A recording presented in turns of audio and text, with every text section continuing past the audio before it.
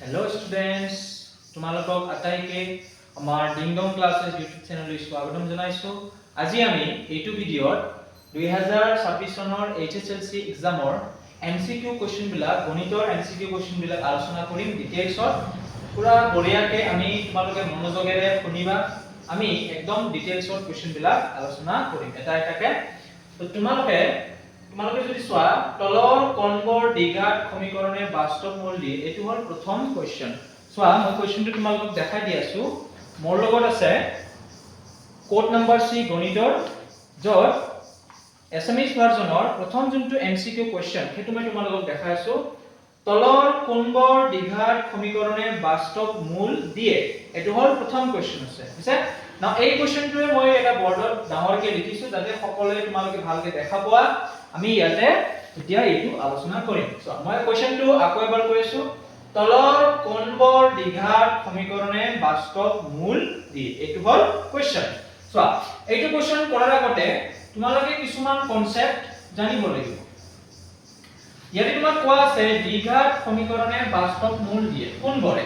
তোমালোকক ইয়াতে তিনিটা সমীকৰণ দিয়া আছে, তাৰ ভিতৰত কোন কেইটা সমীকৰণে বাস্তৱ মূল দিয়ে সেইটো আমি উলিয়াব লাগে, হয় না নাই? তো প্ৰথমতে চোৱা দ্বিঘাত সমীকৰণ বুলি যদি আমি কওঁ ax² + bx + c = 0, এটো হল দ্বিঘাত সমীকৰণ এটাৰ সাধাৰণ আৰ্হি।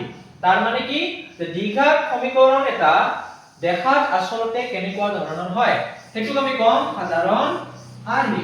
ঠিক আছে, তো এইটো হল আমাৰ দ্বিঘাত সমীকৰণৰ সাধাৰণ আৰ্হি। নাও দ্বিঘাত সমীকৰণে বাস্তৱ মূল কেতিয়া দিয়ে আৰু কেতিয়া নিদিয়ে তাৰ কিছুমান কি আছে শৰ্ত আছে।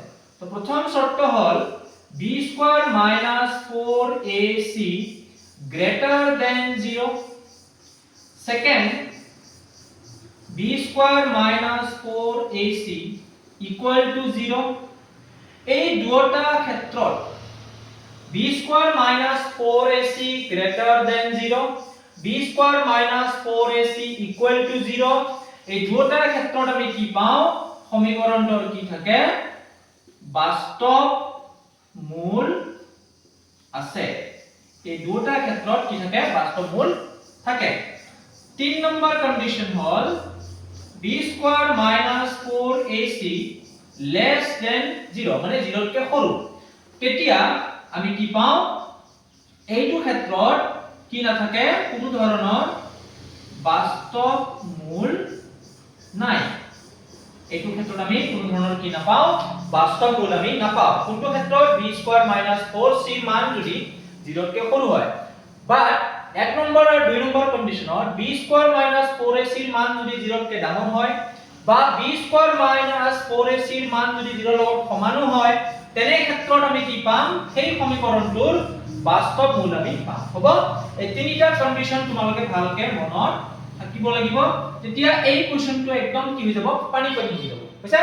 নাও এই কন্ডিশন কেইটা আমি ইয়াতে চেক কৰিম। সো প্ৰথম যোনটো সমীকৰণ দিয়া আছে তোমালোকক সেইটো আমি চাম। x² - 2√3x + 9 = 0। এটা তোমালোকক প্ৰথম সমীকৰণ দিয়া আছে। নাও এই সমীকৰণটোৰ আমি কি চেক কৰিম বিবেচিকা চেক কৰিম। সো বিবেচিকা মানে কি এইটোক আমি বিবেচিকা বুলি কোৱা হয়। b² - 4ac বিবেচিকা বা ভেদ নিৰূপক বুলি কোৱা হয়, কাৰণ এইটোৱে তোমালোকক কি কৰি আছে ডিসাইড কৰাত হেল্প কৰি আছে যে কোনটো সমীকৰণে বাস্তৱ মূল দিয়ে বা নিদিয়ে। বুজিছে? তো আমি ইয়াৰ বিবেচিকা চেক কৰিম। সো এইটো হল দ্বিঘাত সমীকৰণ। না এইটো তোমালোকে ইয়াৰ সাধাৰণ আৰ্হিৰ লগত মিলাই চোৱা, কম্পেয়াৰ কৰি চোৱা, তুলনা কৰি চোৱা। তেতিয়া তোমালোকে কি লিখিবা ইয়াতে x² মিলি আছে, ইয়াতে a আছে, ইয়াতে একো নাই মানে কি থাকিব 1 থাকিব। x মিলি আছে, b ৰ মান, b ৰ জায়গাত কোন আছে এইখিনি হল আমাৰ b ৰ মান। c চোৱা ইয়াতে c ৰ জায়গাত কোন আছে 9। তো তাৰ মানে তোমালোকে কি দেখা পালে ইয়াতে a ৰ মান হ'ব 1, b ৰ মান হ'ব আমাৰ -2√3 আৰু c ৰ মান হ'ব আমাৰ 9। হ'ব না, ইয়াৰ আমি কি উলাম বিবেচিকা আমি উলিয়াম। তো b² - 4ac চোৱা b মানে ইয়াতে হল -2√3 স্কয়ার মাইনাস 4ac আছে, তো 4 ইনটু a মানে ইয়াতে 1 আৰু c মানে আমি কিমান পাইছো 9। ইয়াক স্কয়াৰ কৰিলে কিমান হ'ব 2 2 গুণ 4 √3 কি স্কয়ার করলে √2 না থাকা হয়ে যাব অনলি 3 থাকিব মাইনাস অফ স্কয়ার করলে প্লাস হয়ে যাব 4 * 1 4 4 * 9 36 ইনটু মাইনাস করলে ইনটু করলে 12 মাইনাস 36 বিয়োগ করলে কিমান আইব 24 আৰু মাইনাস সো মাইনাস 24 আমি পালো দ্যাট মিন্স এটো কি হল 0 কে সৰু number minus 24 to less than 0 হল 0 কে সৰু নাম্বাৰ গতিকে মই তোমাক কি কৈছিলো 3 নম্বৰ কন্ডিশন যদি আমি চাও b স্কয়াৰ মাইনাস 4c এৰ মান আমি কি পালো 0 কে সৰু পালো তাৰমানে প্ৰথম যোনটো সমীকৰণ আমাক দিয়া আছে তাৰ যোনটো ভেদ নিৰূপক আমি কি পালো লেস দেন 0 0 কে সৰু পালো তো তাৰ মানে কি নাই ইয়াৰ বাস্তৱ মূল নাই তাৰ মানে প্ৰথম যোনটো সমীকৰণ ইয়াৰ কি নাই কোনো ধৰণৰ বাস্তৱ মূল নাই ইয়াৰ আমি নাপালো প্ৰথম সমীকৰণটোৰ কোনো ধৰণৰ বাস্তৱ মূল নাই বুঝছে এবাৰ আমি সেকেন্ড সমীকৰণটো চেক কৰিম দুই নম্বৰ সমীকৰণ যদি আমি চাওঁ তাতে কি লিখা আছে 3x square minus 4√3x plus 4 equal to 0 বুঝছা তাৰ পিছত চোৱা এগেইন তোমালোকে ইয়াক যদি ইয়াৰ লগত কম্পেয়াৰ কৰা তুলনা কৰা সাধাৰণ আৰডি লগত তোমালোকে a এর জায়গাত কি দেখা পাই আছা 3 তো a এর মান হ'ব 3 b এর ঠাইত হ'ব এইটো হ'ব আমাৰ b এৰ মান মাইনাস 4√3 আৰু c এৰ মান তোমালোকে কি দেখা পাই আছা 4 এইটো কম্পেয়াৰ কৰা ইয়াৰ লগত b এইটো x মিলি আছে বুঝছা তো আমি ভেদ নিৰূপক চেক কৰিম এটা সো b মানে ইয়াতে minus 4√3 square minus 4 into a মানে হল ইয়াতে 3 আৰু c মানে কিমান আছে 4 সো 4 ক স্কয়ার করলে হবে 16 ইনটু √3 ক স্কয়ার করলে হবে 3 মাইনাস অফ করলে হয়ে যাবে প্লাস 4 ইনটু 3 12 12 ইনটু 4 কিমান হয় 48 নাও अगेन 3 ইনটু 16 কিমান হয় 48 মাইনাস ইফালে আছে 48 14 মাইনাস 48 কিমান হল 0 সো আমি কি পালো দুই নম্বৰ সমীকৰণ আমি যেতিয়া ভেদ নিৰূপক চেক কৰিলো আমি উলিয়ালো তেতিয়া কি পালো ইকুয়াল টু 0 তাৰ মানে দুই নম্বৰ কন্ডিশনটো আমি পালো b square minus 4c equal to 0 এতিয়া তোমাক মই কি কৈছিলো যদি এনেকুৱা আহে তাৰ আমি কি পাম বাস্তৱ মূল আছে তাৰ মানে আমি কি দেখা পালো যে দুই নম্বৰ সমীকৰণটোৰ কি আছে বাস্তৱ মূল আছে তো দুই নম্বৰ সমীকৰণৰ বাস্তৱ মূল আছে বুলি আমি গম পালো বুঝছা নাও 3 নম্বৰ সমীকৰণটো আমি চেক কৰিম 3 নম্বৰ সমীকৰণ সৰ কি দিয়া আছে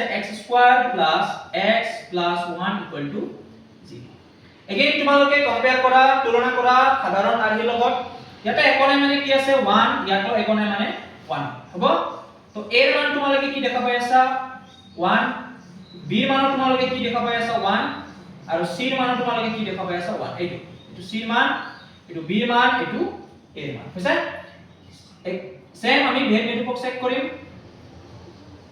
So b square মানে এটা 1 স্কয়ার মাইনাস 4 into 1 into 1 1 ক স্কয়ার করলে 1 4 into 1 তো 4 এর পরে 1 গেলে কিমান থাকিব -3 that is less than 0 -3 হইছে আমার answer b square - 4c less than 0 তার মানে 3 নম্বর কন্ডিশনটো হইছে আমার তার মানে ইয়ার কি নাই বাস্তব মূল নাই তার মানে 3 নম্বর সমীকৰণটোৰ কোনো ধৰণৰ কি নাই বাস্তব মূল নাই বুজি পাইছা তো 1 আৰু 3 নম্বৰ সমীকৰণটোৰ কোনো ধৰণৰ কি নাই বাস্তৱ মূল নাই তেনেহলে কাৰ আছে অনলি কেৱল 2 নম্বৰ সমীকৰণটোহে আমি কি পালো বাস্তৱ মূল আছে বুলি আমি গম পালো তো কোনটো হ'ব আমাৰ correct option option number D কাৰণ ইয়াতে কি আছে অপচন কেৱল 2 বাকি কেটা নহয় 1 or 9 2 or 9 3 or 9 নহয় অনলি 2 নম্বৰ সমীকৰণটোহে বাস্তৱ মূল আছে বুজি পাইছা তো এইটো আমাৰ ডিটেইল সলিউশন তোমালোকে আকৌ এবাৰ চাবা ভালকে